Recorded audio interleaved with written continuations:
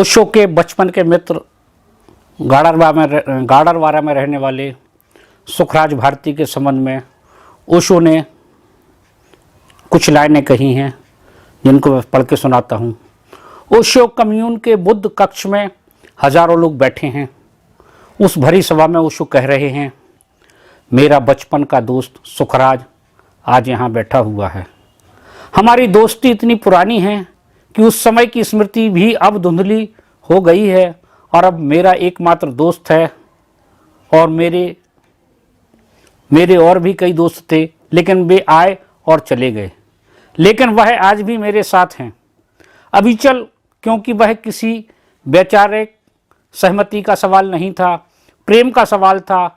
इससे कोई लेना देना नहीं था कि मैं क्या कहता हूँ, क्या करता हूँ, वह क्या करता है, वह क्या कहता है। बात ही असंगत है। सुखराज बड़ा प्यारा आदमी है। सुखराज भारती हमेशा गदगद ही रहते हैं। बड़ी कच्ची उम्र में रजनीश चंद्रमोहन नामक प्रेम सिंधु ने उनका पैमाना ऐसा लबालब भर दिया है कि अब वह सिर्फ छलकता ही रहता है।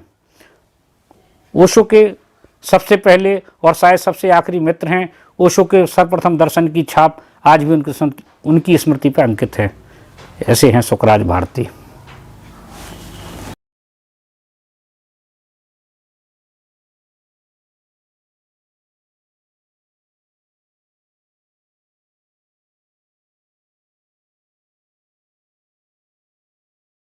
प्रणाम मित्रों, आज हमारी ओशो टीम गौतम गुरुजीएफ के सानिध्य में ओशो के ननिहाल गाडरवारा पहुंची है, जहां हमें बड़ा ही सौभाग्य का समय है कि उनके बाल सखा स्वामी सुखराज भारती जी से हमें रूबरू होने का मौका मिला है। और उन्होंने अपने बहुत कीमती समय और स्वास्थ्य के खराब रहते हुए भी हमें वक्त दिया। हम उनके बहुत बहुत शुक्रगुजार हैं। वो हमें दर्शन दे रहे हैं। इससे बड़ी महती कृपा और कुछ नहीं हो सकती हमारे लिए। हमारा यहाँ आना आज सार्थक हो गया यहाँ पर। तो चूँकि बोल पाने में स्वामी जी थोड़ा सा असमर्थ है, तो बहन थोड़ा सा इंटरप्रिटेशन करेगी इनके बचपन के भगवान के साथ बताए हुए पलों के बारे में। प्रणाम स्वामी जी। ये मेरे दादाजी हैं, स्वामी सुखराज भारती, ओशो के बचपन के दोस्त। इन्होंने उनके साथ बहुत सारे पल व्यतीत किए हैं और बहुत कुछ हमको बताया भी है। बहुत सारी स्टोरीज तो इतनी इंटरेस्टिंग है कि हम उनको बार बार भी सुनते हैं तो उनको काफ़ी मज़ा आता है। उसमें से एक स्टोरी ये है कि ओशो ने इनसे कहा था कि तुमको एक अलग दुनिया में मैं लेके चलूँगा। तो इन्होंने बोला, अच्छा क्या होती है वो अलग दुनिया?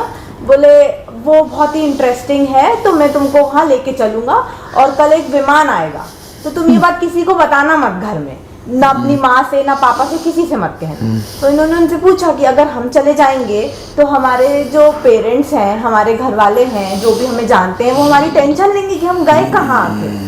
तो बोले कि नहीं, हम एक डुप्लीकेट ओशो और डुप्लीकेट सुखराज छोड़ के जाएंगे। तो ये बोले, अच्छा ठीक है।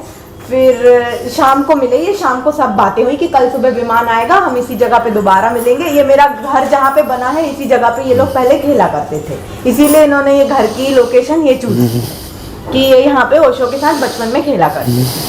फिर नेक्स्ट डे ये सो के उठे तो इनको पेट में वो बात पच नहीं पाई, तो इन्होंने अपनी माँ से कह दिया चाय पीते पीते कि वो मैं तो है ना एक अलग दुनिया में जाने वाला हूँ और यहाँ पे एक नकली सुखराज छोड़ के चला जाऊंगा, तो तुम ज्यादा रोना गाना मत मचाना। तो माँ बोली, हट तू तो कुछ भी कहता है। बच्चे थे तो उनको लगा ये तो कुछ भी कह रहे हैं। तो बोले, नहीं नहीं, मैं सही में जा रहा हूँ। फिर ये दोनों वापस से मिले तो बहुत देर तक वेट करे, विमान नहीं आया। तो ओशो ने इनसे पूछा, अब तुम बताओ, तुमने ये बात किसी से कही तो नहीं थी? तो पहले तो ये कुछ नहीं बोले, फिर थोड़ी देर बाद बोले कि वो है ना, हमसे अपनी माँ से कह दी थी ये बात। तो बोले, बस अब विमान नहीं आएगा। छोटी मोटी बात तो बहुत लंबी चौड़ी है, पर ठीक है, जितना बेटी रिलेट कर सकी उतने रिलेट किया है। नहीं, बहुत शानदार। और कोई संस्मरण क्या बताऊं दादाजी? ढेर सारे संस्मरण है यार। क्या वो बोरे पे लेक्चर वाला है। तुम्हारी जो मर्जी है कहो। छोटा है, कहो ना। सब चलते रहेंगे। अच्छा ठीक है। बोलूं? तो वो ऐसा था कि इनकी बहुत बड़ी एक टीम थी, एज अ ग्रुप था मतलब। तो ओशो उसके लीडर हुआ करते थे। मतलब ये जो आप देख रहे हैं लेक्चर देने की जो भी उनकी वो है, वो उनमें बचपन से हुआ करती थी। वो 10-11 साल के थे तो यहाँ हमारे गंज में एक चबूतरा जैसा बना हुआ है, तो वहाँ ये पहले अनाज मंडी हुआ करती थी, तो यहाँ बोरों के ढेर होते थे।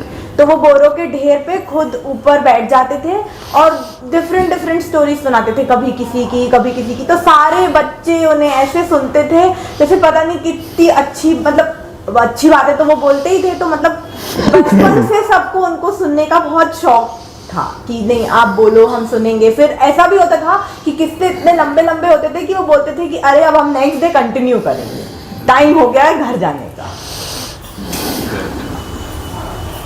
शरारते नदी में कूद गए थे। हाँ कहो ना तुम सब कहते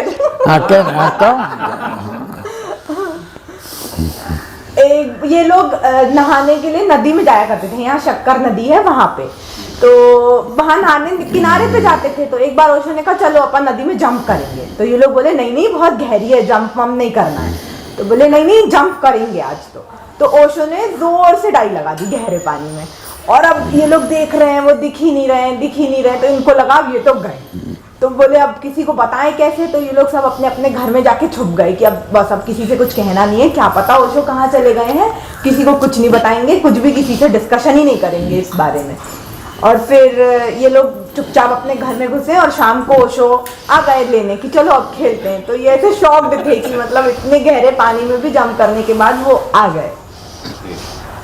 तो अब मैं याद अब जो पता थी वो मैंने बता दी। एक दो बात भी बताओगे तो मैं आगे की याद आ जाएगी, पता तो सब है ही।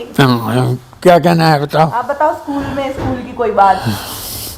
हमें याद नहीं आ रही यार बिल्कुल। कोई भी बात प्रेम का नहीं, ओशो की कोई प्रेम कर रही कोई शर्मा ऐसा कहीं पड़ा है? समझे नहीं क्या कहें। ओशो की लवर रही है कोई? ओ अब छुटपन के केस हैं साहब वो सब। जिक्र मैंने कहीं पढ़ा। हाँ लवर उसको कोई कुछ भी कह देता है। अभी जैसे किसी ने कह दिया था कि वो उनको स्कूल से निकाल दिया था, ऐसा थोड़ी ना, ऐसा कुछ भी। किसी की खटिया उठा के कब सो रहा उसकी चाय उठाई। वो तो ढेर कहानियां हैं साहब, वो ट्रू स्टोरी है। ढेर कहानियां। मुझे ज्यादा पता नहीं है वो स्टोरी। क्यों दादाजी? हम भी नहीं बता सक रहे डिटेल में। तो उन्होंने कभी सुनाई नहीं तो मुझे पता नहीं। डिटेल में नहीं समझे, जितना आपको याद है उसका स्वागत है। वो जितना आपको याद कुछ भी छोटा सा, ये तो गपशप है, ये ऐसा कुछ। हाँ गपशप है। हाँ जी हाँ।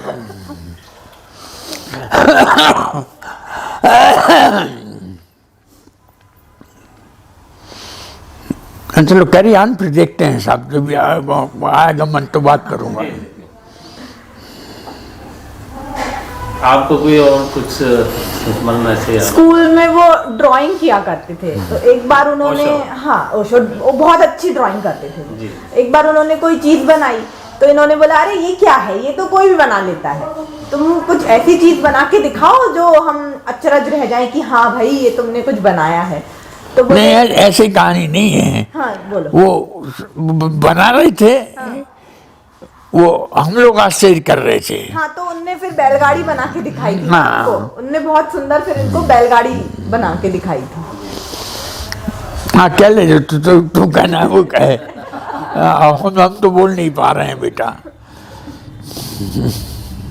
बस यही है, बैलगाड़ी बना के।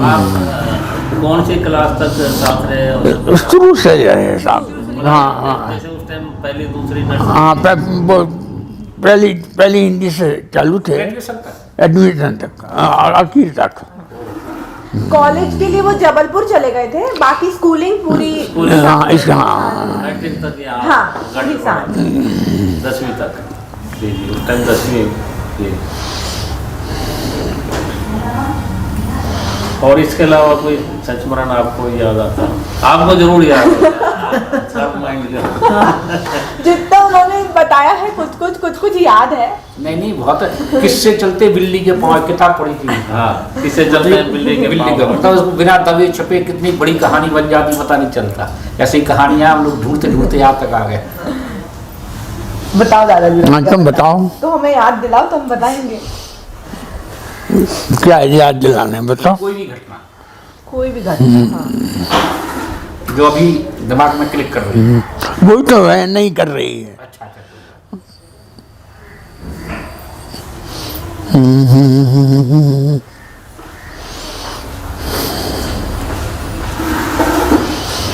स्वामी जी तुम क्या कर रहे हो? इनको बुलाओ समझी। हाँ उनको कहेंगे, वो क्या कह रहे हैं देखते हैं।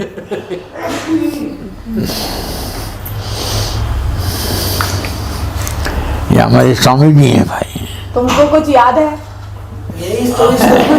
यहाँ स्वामी जी आओ।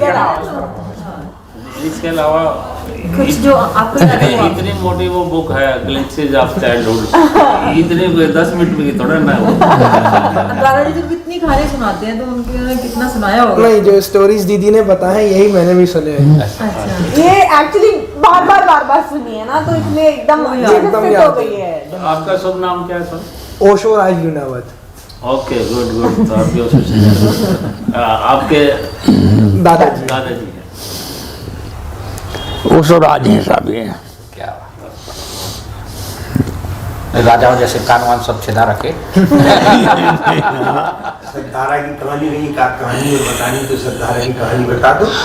हाँ श्रद्धा लगी। उन्होंने कहा था ना ओशो पधारे कि थे। ये काम अपना नहीं है। हाँ, ये तो ये आप कौन? आ जाओ आ जाओ राजे का आ जाओ। वो कहेगा ना।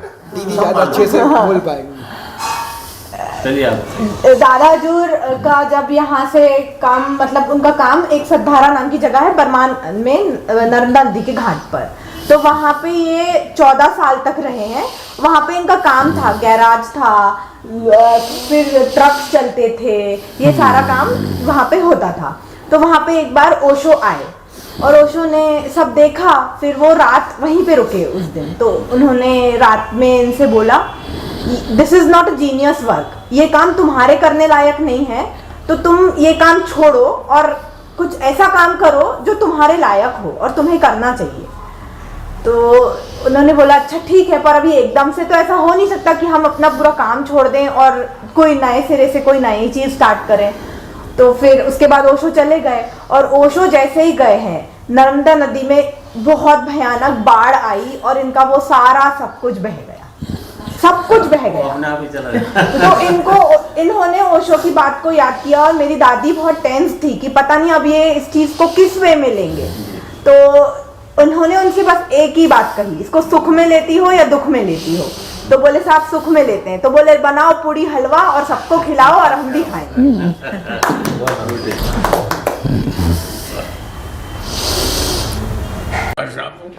हाँ ओशो टीम को मंगल कामनाएं।